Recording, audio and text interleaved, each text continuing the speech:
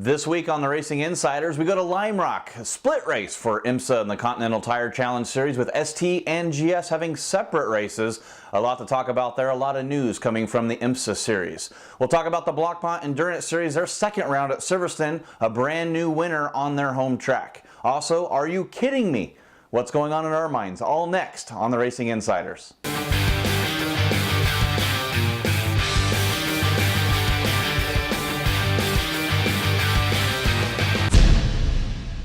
Welcome to the Racing Insiders, where you're going to get sports car content every week. I'm Jeff Lepper in Folsom, California. Peter Keane's joining me in Cocoa Beach, Florida. We're going to go right to it. The IMSA series, the Continental Challenge Tire, they split the race weekends this weekend between GS and ST at Lime Rock Park. We'll start with the ST class. That was once again won by Mazda. They took all 3 podium spots. They repeated what they did at Mazda Raceway Laguna Seca, and they had 1-2 at Sebring. We'll talk about that a little bit later, but the story was the Freedom Autosport Mazda MX-5 of Tom Long and Liam Dwyer.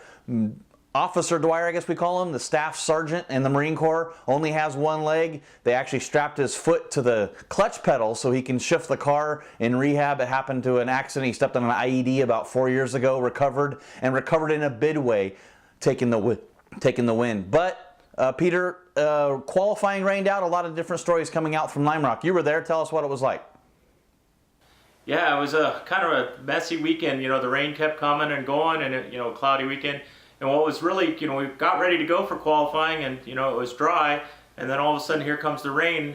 Well, IMSA comes by on their little scooters, and they're telling us, well, wait, we'll call if you can go to rain tires or not. Well, it's beaten so bad on the 10, it's rolling off. They still made us go to the grid, and then just before we rolled off, they said, no, we're just going to call this a rain practice and send us all back. So I think everybody got wet for nothing. So everybody started from points and kind of went from there. I agree with you. Those Mazdas are awful strong. They're 1, 2, 3 again, just like at Mazda Laguna Seca.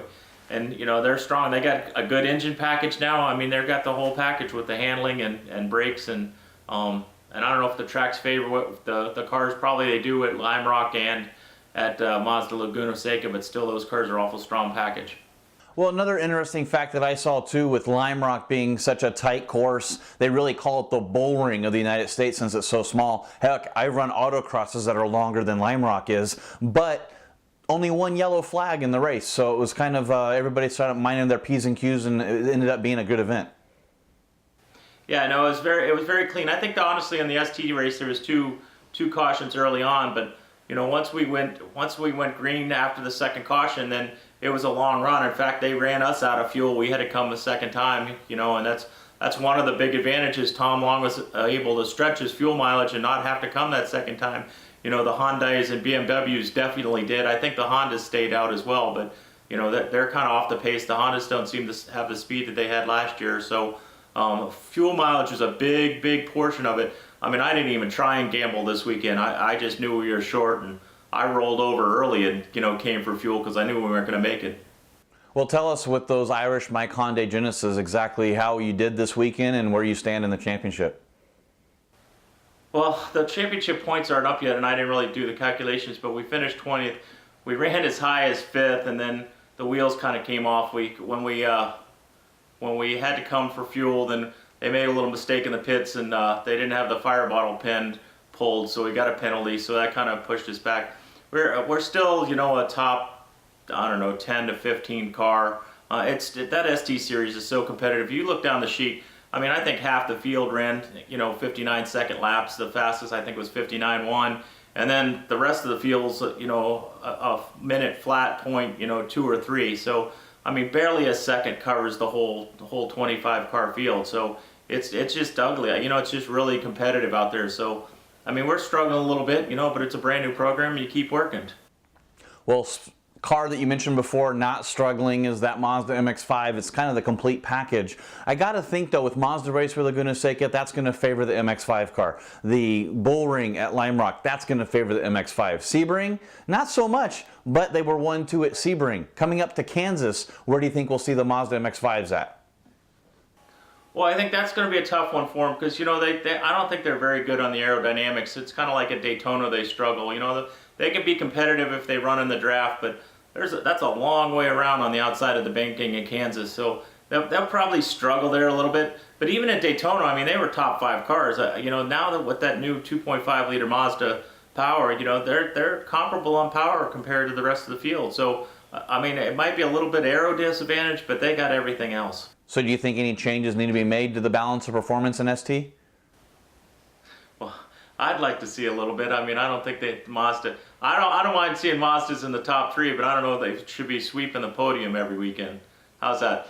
And I'm a Popes fan, and you know, honestly, I love Tom Long. In fact, I was giving him a hard time in the airport flying out. I got a funny story too, because I called out to our lead car when Long was coming around to lap us, and I said the overall leaders come and don't do him any favors.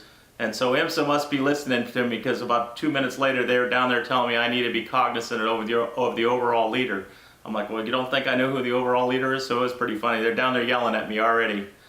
Well, that overall leader included Liam Dower, who Staff Sergeant Marine Corps, lost his leg and made national news. I saw it during the NASCAR, the Coca-Cola 600 race, during the Formula 1 race at Monaco. They had a mention of it. It really made kind of world headlines with him coming in there and not only racing, which I think is a victory in itself, but then getting that outright victory. It had to be pretty special. We're going right to GS again, the IMSA Continental Challenge Tire Series in Lime Rock Park. Once again, rain canceled qualifying. We talked about that during the ST race. So they started by points, and that gave John Edwards and Trent Hittman and their BMW the pole. Unfortunately, they're not going to finish there. Their best run of 4th by having a pit stop malfunction, I guess as you would call it, or a communications error. I think, Peter, you have some more in-depth on what happened there with that Trimtex BMW from Frontline Motorsports. Well, I got to tell you, it was an unbelievable battle that first hour of, you know, the top 5. They were going on it. They were swapping positions lap after lap. But yeah, Trent Hittman had a little bit of a mishap. I mean, I thought this kid was infallible. It's the first time I've ever seen him make a mistake. But I guess there was a lot of talk on the radio, and he missed the call that the pits were open, so they had to come the second time by, and that just cost him some tractor position. The other guy you got to call out is Slippery Joe Vardy. Man, do I love him. He's been in this series for as long as I have, or really longer. You know, all the way back to Firestone Firehawk. And I got to tell you, you know, his car's not the fastest this year. He's probably got a 7th or 8th, 9th place car. And he snookered him again. He beat him in the pit lane. And then Matt Bell was able to hold him off and, you know, go to the victory. So you got to give it to old Joe Vardy. He can get it done with that Rum Bum team. Well, that's right. The 2013 championship winning car and driver program with Matt Plum and Nick Longy in that Rum Bum Racing Porsche, able to get their first win of the 2014 season at Lime Rock. Not really a dominating win, like you said. They don't have a top car to race for the win, but it was strictly on that pit lane strategy and able to just put down laps. I think Matt Plum quoted himself saying, you know, I know we didn't have the fastest car, but it was being consistent, which is kind of a hard thing to do at that bull ring at Lime Rock. They really make it happen. Another big story coming out that we talked about a little bit offline, Peter, was a little bit of change in balance performance to those Ford Mustangs. Yeah, there was a lot of chatter in the paddock before the weekend that the Ford Mustangs got to take their restrictor plates off, and that's the first time they've had the restrictors off since the year they won the championship. So what's that, 2 or 3 years ago? It didn't really show up at Lime Rock Park at the bull ring, but you know, I think it will when we get to Kansas and some of these faster tracks. I think the Ford horsepower will finally come through, and those cars will be really good. I think the best Ford was Maxwell and Buford in 5th, but you know, I think those Fords will really be strong once we get to some places where they can open them up. Well, you know, with the balance of performance in the GS class with Aston Martin, Porsche, BMW, talk about the Ford, the Chevy Camaro, Z28 that's been running there. Not a lot of success for that new Z28 yet. Is there something that needs to be adjusted for that car, you think? Well, I think after their performance at Sebring, I think they got it. They got everything under the Christmas tree. They just need to execute it, to be honest with you. You know, I think BOP and GS is pretty good, except for, you know, let's see how strong the Mustangs are now with the plate off, and, you know, give poor Joe Vardy a little bit of help. Give him some love. You know, I know he's the bad man in the paddock, but give that Porsche some love. And I'm not a Porsche guy. How's that? Well, we talked about it before, how Lime Rock Park is that bull ring, one of the most famous racetracks. I've got a chance to race there way back in the late 90s, kind of a long time ago when you think about it. But let's go on board with one of the Irish Mike's Hyundai Genesis that Peter Keane was a part of this weekend and see exactly what a lap around Lime Rock takes and how quick it really is.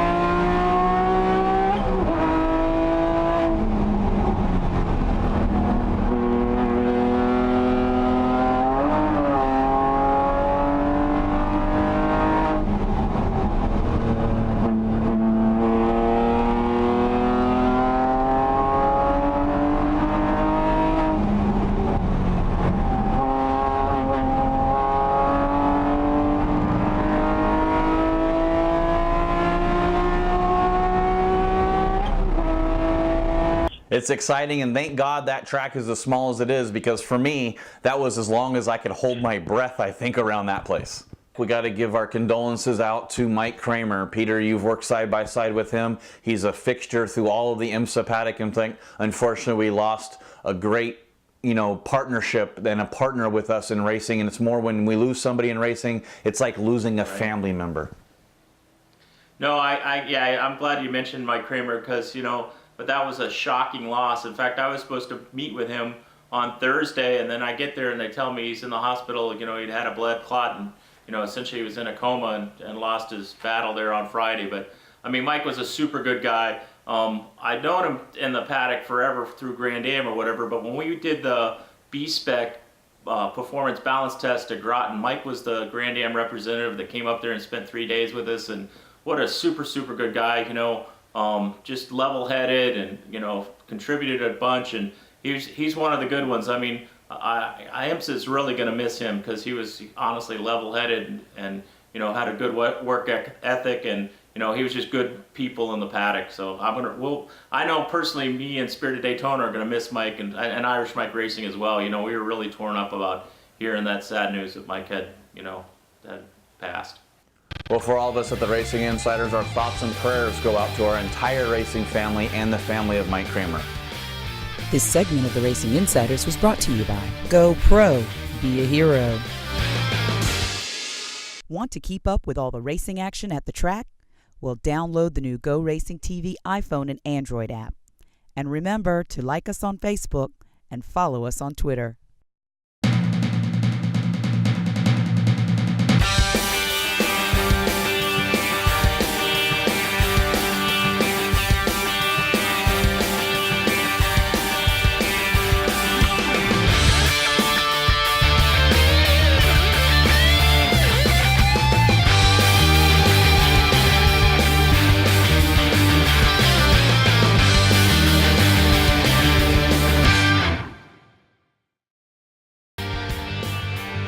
Welcome back to the Racing Insiders. I'm Jeff Lepper in Folsom, California. Peter Keane in Cocoa Beach, Florida. We're going to go across the pond to Silverstone, the Blancpain Endurance Series, round number 2. 10 cars making the call there, a low car count for them, but getting their debut win is that Bentley GT3, Guy Smith, Andy Prement, and Steve Keane. They were able to pull out a pit stop penalty, had to do a drive-through, 3-hour-long race. They made it at the end over the ART McLaren and the WRT Audi, first, second, and third for the Blancpain Endurance Series. We'll see that Bentley Continental GT3 debut in the Pirelli World Challenge with Butch Leitzinger, I believe, driving the first round at Road America coming up in June.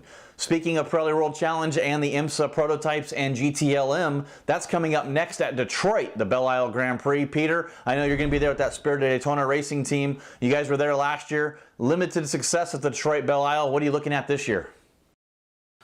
Well, geez, we'd sure like to redeem ourselves. We had a race-winning car last year, and Mr. Yakiman liked to take us out twice. So hopefully this year the racing gods smile on us and we get a better run there at Detroit.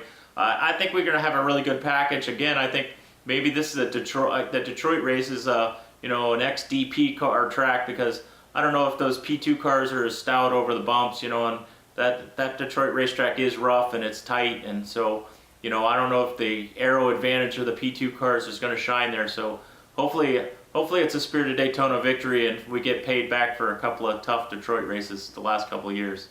Well, looking at the GTLM class as well, going to be contested mostly, just these manufacturing Porsche, the SRT Viper, and of course the Corvette. What do you predict in that class? Well, I got to tell you, in the first 2 rounds, it looked like Corvette Racing was lost. They were out at sea, and then after Long Beach and Mazda, those boys are on it. From what I've been told is that Antonio Garcia and of course Magnussen are switched on. They really, really like their engineer, and the rumor in the paddock is Garcia's figured out that tire, and if he's figured out the tire and nobody else has, they're in trouble again. It's going to be a Garcia-Magnussen show, and because once Antonio gets a hold of something like that, then he is magic. Well, I know Detroit being Detroit, the Motor City, all the car manufacturers looking for success there, right in that big shadow of the Rinson building there for GM. So look for Corvette to do good with that GTLM. We have Pirelli World Challenge taking place in Detroit as well, our GT, GTA, and GTS classes. 43 entries taking place there, and that's going to be highlighted by the return of Peter Cunningham in that real-time racing Acura all-wheel drive V6 twin turbo moving up to the GT class in that RLX. It's going to be pretty cool. I've seen some good pictures. If you follow them on Facebook or Twitter or follow at world-challenge.com, you'll see some great shots of that car. Peter, is it going to be exciting to see 43 cars take the standing start there in Pirelli World Challenge? Well, that's an excellent field. I mean, you guys ought to be proud of that Pirelli World Challenge field of 43 cars, and hopefully they make it through that first couple of combination corners there to get everybody away clean. But yeah, that ought to be a great show. And I mean, hopefully Peter Cunningham's successful in that Acura. You know, I know that was a huge undertaking getting that car ready to go, and hopefully they have a good showing. Well, they actually delayed the debut, until Detroit to make sure they had the car perfect. We'll see at least one car the rest of the year, hopefully with a second car joining later in the year. I was just going to say, will Cadillac, pull it off again? They were strong last year. I don't know if they were the strongest package, but they held off the Audis to win, I believe, last year in the Cadillac. So, can Pilgrim get it done, or, is it going to be a factor? Hopefully it's a whole GM sweep. How's that sound? That'll get me in trouble. Oh, we'll see. Well, with the Cadillacs, this track does favor the Cadillacs a little bit more. The Cadillacs have the big grunt, like you mentioned with the DP cars coming off towards the P2 cars. I'd see that same thing in the Pirelli World Challenge GT class, where the GT3 FIA cars, when we went to Barber, they dominated at Barber. You come to a street circuit again, and really with this and Toronto, these are the last two tracks that Cadillac, I believe, is going to have an advantage at. So they're really going to have to try to score those maximum points to try to get a championship, because when we get to the traditional road courses, it'll see how it plays out with the downforce of the GT3 cars versus the pure grunt of the Cadillacs. Going to the Pirelli World Challenge, they are actually competing at New Jersey Motorsports Park as well at Thunderbolt Raceway with the touring car classes, where you'll see TC, TCA, and TCB do two 40-minute back-to-back races. That's going to be cool to watch, the subcompact cars with the TCB class, the new TCA class, which takes the TCB formula and applies that to touring cars, and then of course the traditional touring cars.